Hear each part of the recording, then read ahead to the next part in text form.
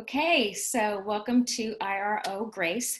So last week I asked you to identify your area. Do I need to show, do you need to show more grace to yourself, or do you need to show more grace to others, or are you lacking in both areas and you need to show more grace to yourself as well as to others?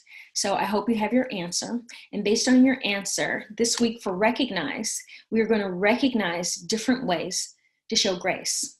Now, some of you might think, well, I already know that. And some of you might be like, thank God, because I'm lost here. I don't know. So it always is good to go over some things. So it's in your downloadable. You should see it's on the, you're looking at me, it's on the right-hand side. And so go ahead and check that out. But I want to go over it with you. Put on my glasses because I'm going to go over it with you. And first, let's talk about some ways to show grace to others, okay? So a way to show grace to others is first by having compassion, which simply means to walk in someone else's shoes, right? When we see something or when we judge somebody or decide that their life should be a certain way, oftentimes we haven't taken the time to walk in their shoes. I remember, and I don't want to bring up, let me think, celebrities. Okay, so I'm gonna bring up a celebrity. Michael Jackson. I don't know Michael Jackson. I've never met Michael Jackson. I've always admired his talent. But I remember back in the day that people would say he was strange and weird. And there were aspects of Michael Jackson that were strange and weird. And of course, he's been accused of those allegations, and I'm not speaking on those. I'm speaking on what I'm speaking on right now, which is how we perceive somebody who we do not know. Okay, so there would be times where people say he was strange or weird and on and on. And I used to think that when I would hear that, how do we know what it feels like to go out of the house or never to be able to go anywhere and be without being deluged by people, without every minute aspect of your life being talked about ad nauseum. And then you add social media to that. So at the height of his fame, we didn't have those things, but he was in every newspaper. He could not go outside to go to the store. These things that most of us take for granted, you're going to run out, you're going to run an errand, but an errand would have to be this big thing. Think about how you feel after you have children. And you can't just run to the store like you used to. Now you got to pack them up. Now you got to bring the diapers. And now you got to, so it becomes this whole elaborate thing. We don't know what that's like. We don't know what it is to have to be isolated. We don't know what it is to have everything you do scrutinized. I'm not saying he wasn't strange. I found a lot of his behavior strange, but I'm saying what I don't understand is what caused it. And so when we judge somebody without walking in their shoes, without giving them the benefit of the doubt and saying, hey, I don't understand that life that they live. Maybe it can make people react and do things that we consider abnormal and strange and different. And maybe it's not that strange. You know what I mean? We don't know. So as I said, I'm not talking about the allegations against him. And now I'm wishing I hadn't brought him up because of course there's so much context there. What I am talking about specifically is when I was growing up as a kid, when I just thought Michael Jackson was the bee's knees. And I think this was in the 80s, mid 80s, where he was doing Thriller and all of that. But people still would say, I remember as a kid hearing that he was strange or weird. And as he got older and his skin was lightened, and it just seemed very odd to all of us. And then to find out later that he had maybe a skin condition that was happening and he felt insecure. But my point is this, we don't know what people are going through. So show some compassion. Walk in other people's shoes. Okay, so the second way to show grace is don't compare your loved ones to other people. We don't like that. I don't want to be compared to anybody. And I don't want, if I have a loved one said, well, this is the way they do it. Well, that's the way they do it. That's not the way I do it. So let's not do that to others because we don't want that done to ourselves. Another way is to give without expectations. I make a habit when I want to give, or if somebody has ever asked me for money, I give what I can, and then I let it go. I don't even think of it as a loan. I think of it, I'm giving this to you. That's twofold. So I don't put myself in a position where I'm going to be in jeopardy, but I do give. But I give to not worry about it anymore. So I give without any expectation. If you pay me back, great. But if you don't, I've already let that thing out of the picture. Now that works for my life. It might not work for your life, but when you give, a part of grace is giving without expectations. Or if you do something for somebody else, do it just because you've decided you want to bless them and do something for them. Let's see, other on the list. Give folks the benefit of the doubt. Yes, that's kind of up there with walking, having compassion and walking in other people's shoes. To think the best of somebody, decide, make up your mind that you're going to see the best in them, that you're not going to see an ulterior motive, that you're going to think the best. I mean, it's not always easy, but that is a part of showing grace. How about don't need to win an argument or always be right or wrong or always be first? Chilling out, taking a chill pill is also a form of grace. There's that thing when you're married sometimes and you get into this argument and your partner accuses you of something, right? And you feel like in your mind, that's really hypocritical because you do such and such and such and such. And before we acknowledge what they told us about ourselves, we're ready to tell them, hey, you do such and such and such. Take a breath, receive what they're telling you about you. I know it's frustrating. I know you want to tell them, but you do that too. Take a breath and just be in that moment. Show some grace and say, okay, and decide if that's true or not. And if it is, own it, accept it, apologize for it, I guess, if you need. I don't know, the dynamics of your relationship, but own it, accept it, maybe apologize for it. And then after that, bring up, hey, now that you mentioned it, and then their thing, but show some grace in that moment to not always need to be right, to not always need to tell somebody about themselves. Be kind and gentle in what you say and how you do it. I think that's pretty straightforward. Look for an opportunity to be helpful. Yes, we could all do that more. Let some stuff slide. Let some stuff slide. Let some stuff slide. It's not always a moment to defend yourselves. And you, as you know, because we've already talked about this, I'm not talking about being taken advantage of. I'm not talking about a pattern, somebody who has a pattern of disrespecting you, because that definitely needs to be dealt with and stopped, and boundaries need to be put in place. I'm talking about somebody when there's just an incident or someone makes a mistake. Let it slide. Sometimes, give people some grace, as we all need. Be there for someone at times. Just being there, just being present. I've been there for people where they needed to cry. There was nothing I could do. There's nothing I could say to change it or make it better. So I just sat there with them and held their hand while they cried.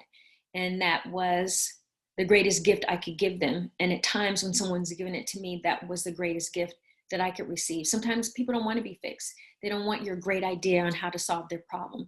They just want to know that somebody's there. So being there for someone is a way of showing grace. Forgiving, we spoke about that. Asking for forgiveness, we spoke about that. Gratitude, being grateful, saying thank you, I appreciate you. That thing you did last week for me, that really touched me and made my life easier, thank you. That's a way of showing grace. Taking an interest in what your loved one likes or is doing. Now, my best girlfriend loves to sew. You couldn't pay me to sew. I could care less about sewing. She loves sewing. It's not like I dislike it. I just have no interest in it or desire to do it or even to learn how, really. I mean, I can do a stitch a hole, but it's very minimal. Anyway, she loves it, like has a passion towards it. So I always ask her about her projects because I love her and I like to hear and see her excitement when she talks about the things she's sewing. Take an interest in other people's things that they're doing, even if it's not your thing. Let's see. Respond with grace. So that's kind of, all of these are, as you see, are kind of intersectional. They kind of cross each other. So responding in grace is also responding in kindness. Sometimes we want to say something flip or sarcastic or, patronizing to kind of make somebody feel bad about something they said. Take a chill pill and sometimes just respond in grace and say yes or no. Just answer the question without it dripping in sarcasm.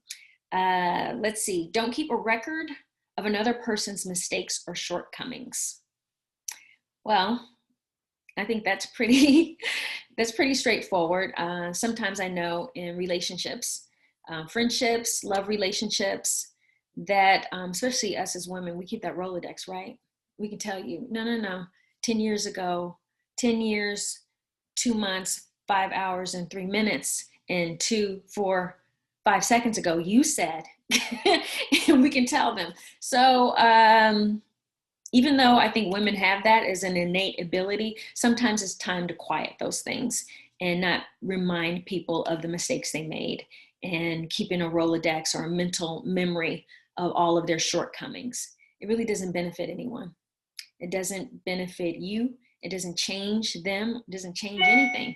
All it does is usually cause disharmony and make things harder. So it's better to show grace sometimes in those moments, more often than not, put it that way. So now let's talk about how to show grace to yourself. Take a moment to shut off the noise and be present with your breath.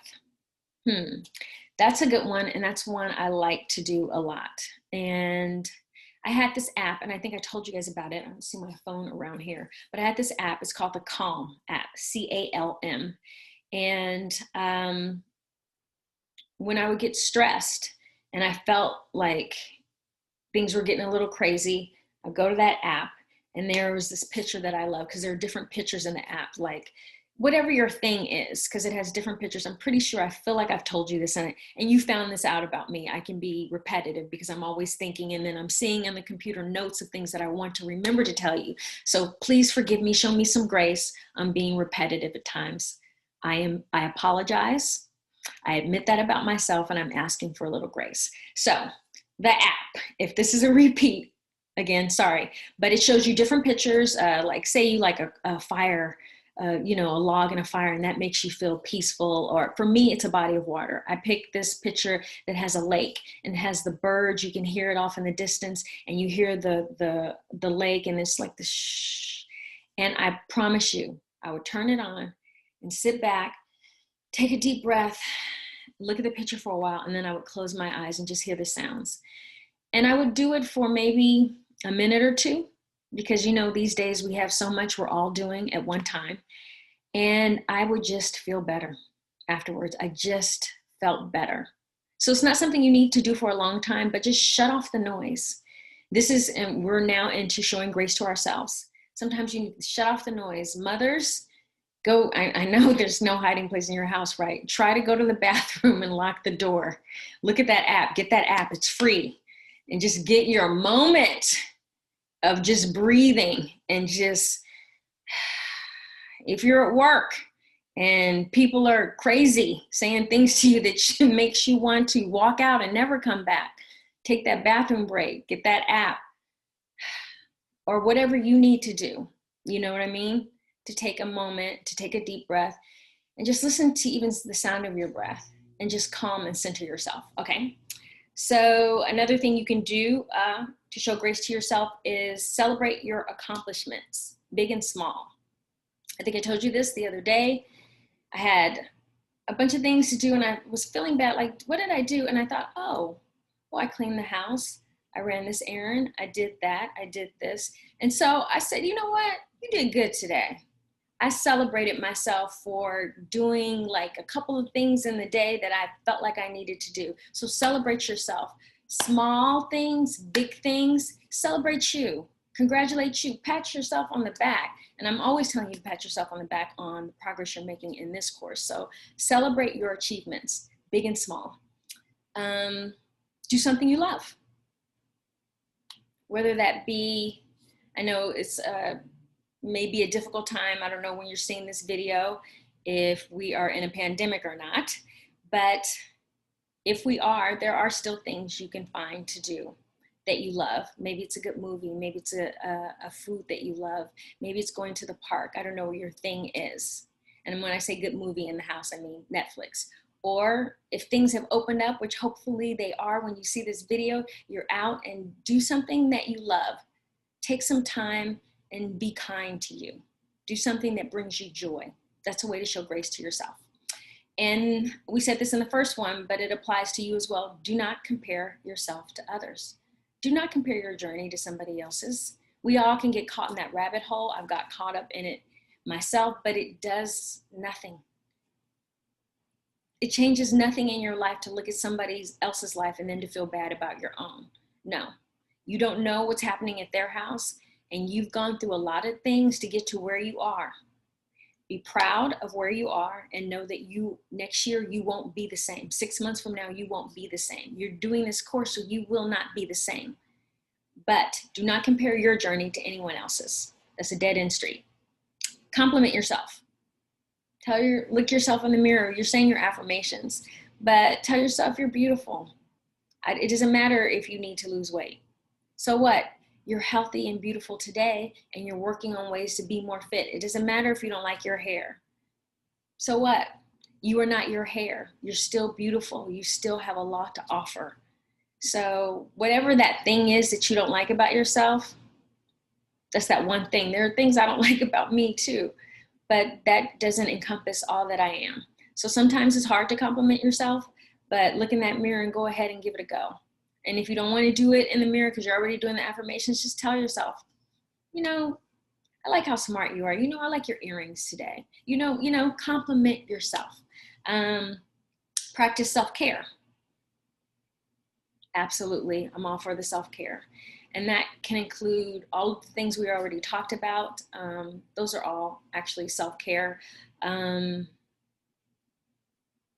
Exercise, eating right, taking time to be still, treating yourself with love, kindness, tenderness. That's all self-care. Showing yourself the benefit of the doubt, not beating yourself up in your mind. We're going to get to that. That's another one. But actually, since we're there, I'll just put them all together.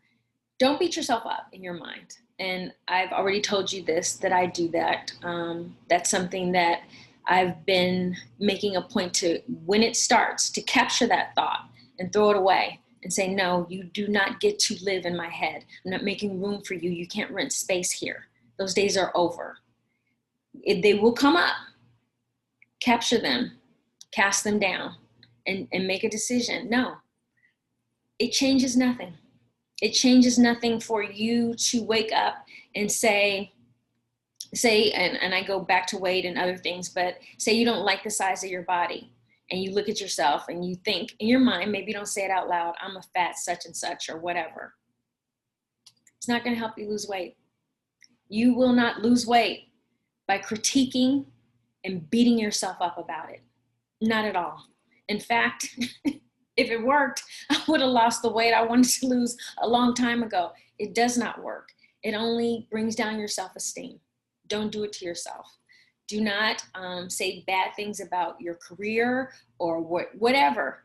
Do not beat yourself up about you, where you are in life, because life is still going on, which means there's always an opportunity to change it. Appreciate and be thankful for where you are, and then say, okay, so let's talk about your job.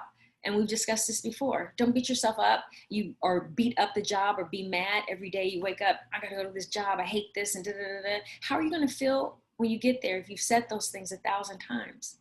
You know you don't like the job. Okay, so you don't like it. Guess what you're gonna do? You're gonna start looking for another job. So you're gonna be grateful that you have income so that you can pay to have a roof over your head, feed yourself, clothes on your back, and while I'm unhappy at this job, guess what I'm going to be doing? Looking for another job. So I'm grateful that I have gainful employment, and I'm looking for another job and trusting that doors are going to open up. And these are the thoughts you should be having and telling yourself, not about hating where you are, but about being grateful for what you have and being optimistic about what's coming and being proactive when you want to change that area in your life. Okay, so critiquing and beating ourselves up doesn't change anything, will not change not one iota of your life, will not bring the things that you want.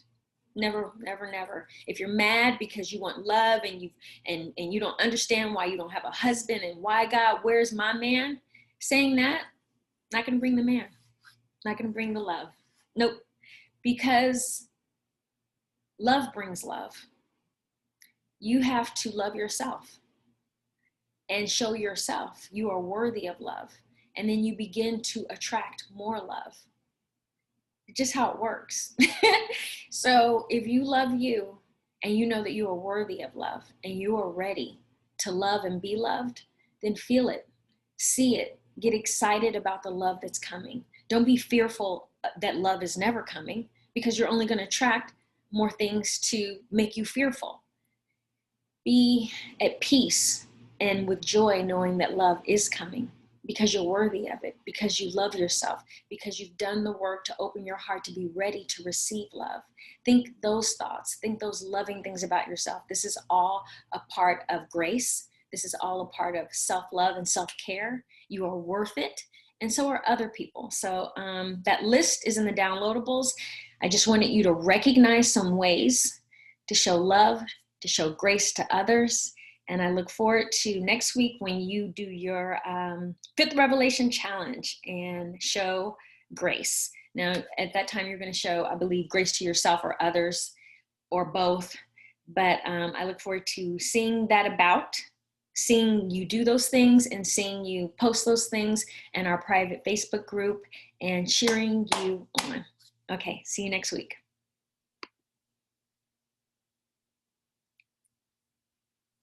See, I'm trying to get out of this and I'm having a problem.